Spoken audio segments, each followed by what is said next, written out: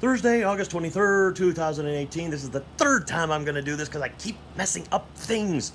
And I just found some information on Johnny Manziel. He's not playing. So that's it. He's still battling concussion protocol. Keep him out. Don't get him hurt. But still, if you can play him. Don't keep messing around.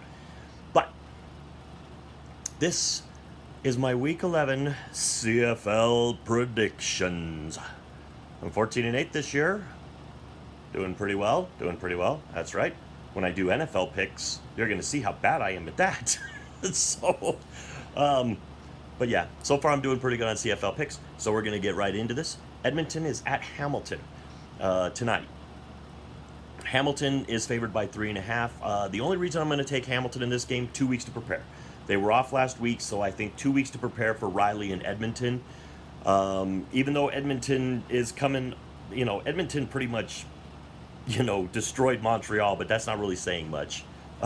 So, and definitely Hamilton is going to need this win a lot more than Edmonton.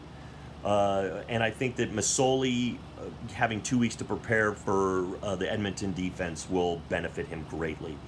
Now, this was a game that was kind of my bugaboo. I didn't know who to pick in this game until I found out that Manziel's not playing. It's Pipkin. They're going with Antonio Pipkin. So, Toronto, Wilder Jr. has been playing much better lately. McLeod Bethel Thompson has been playing amazing. I mean, it's like, where does some of these guys come out of? It's like all of a sudden McLeod Bethel Thompson is like, he's playing so well. Toronto's won 2 in a row, and I think they get 3. I just think that I'm not a big believer in Pipkin yet, and it's kind of what Poor Metaphor pointed this out to me, that there are people in Montreal, some of the sports people in Montreal are sitting there going, Pipkin, Manziel. No! Manziel when he's healthy, Pipkin back up for when he's not. No! You did not trade away 2 first-round picks and 2 players to get Pipkin. By my understanding, it's like Pipkin, you just kind of signed him when somebody else let him go. No! Manziel is the guy you gave up all of this for. Manziel is the game changer. When Manziel is healthy, he gets back in there. Right now, Pipkin's doing a nice job. Don't get me wrong. He did a nice job last week, but he lost still.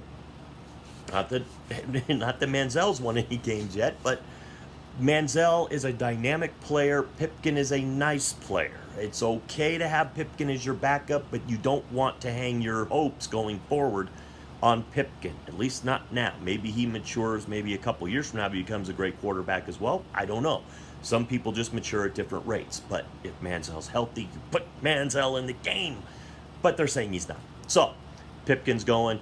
I still give it, I take Toronto. Toronto's on a roll. Montreal's got holes in the defense. And Pipkin, I'm just not a big believer that Pipkin is going to lead you to the promised land of even a victory. Maybe he proves me wrong, and I'd be fine with that. I don't mind seeing the Alouettes get a second win. It would be nice to see, especially for all the Montreal fans, for them to get a second victory. I mean, you don't want to have another bad season like you did last year and have another long losing streak that you have to break. So, but I still think Toronto will win this one. Your next game, your last 2 games are on Saturday. Winnipeg at Calgary. Calgary's getting 9. Maybe a little bit too much. Both of these teams are coming off of losses. Winnipeg was supposed to beat Ottawa. They didn't. They were in Winnipeg and lost. I did pick Calgary to lose to Saskatchewan only because of the fires that were going on. I guess the smoke in Canada was making it so that Calgary couldn't practice all the time. So they had to shorten their practices and travel. I think this week Calgary gets it all back. I think Winnipeg keeps it close because Winnipeg wants to win as well.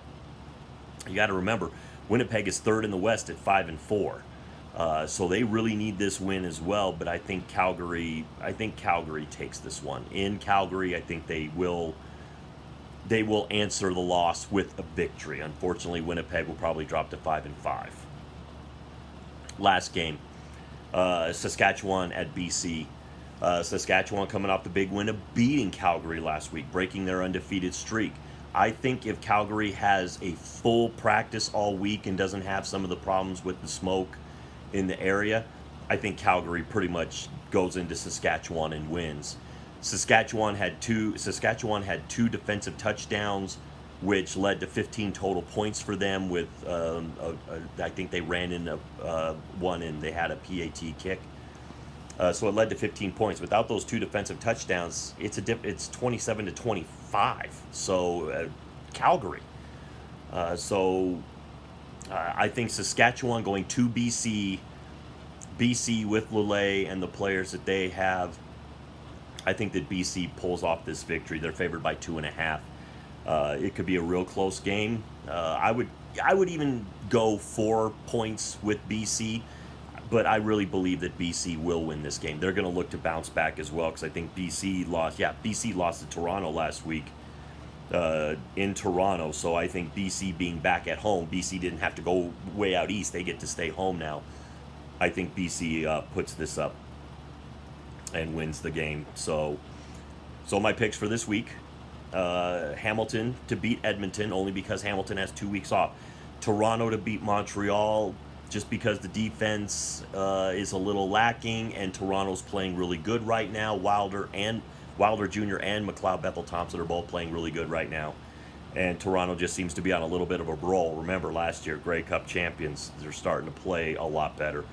Winnipeg to beat Calgary to beat Winnipeg, because it's in Calgary, and Calgary is going to answer the loss with a victory. I truly do believe that Calgary is the best all-around team in the CFL as of right now, and I think they do bounce back and beat Winnipeg. I don't think Nichols has enough to answer. I think that defense is going to give Nichols a tough time. And then the last game, Saskatchewan at BC in Vancouver. I will give it to BC by anywhere almost up to 4 points. Saskatchewan, coming off of a high, may have a little bit of a letdown going into BC and traveling to them. So there you go. Those are the picks. Tell me what you guys think down in the comments below. I would love to hear what your picks are. With all that being said, to the troops, past, present, and future, thanks for the freedom.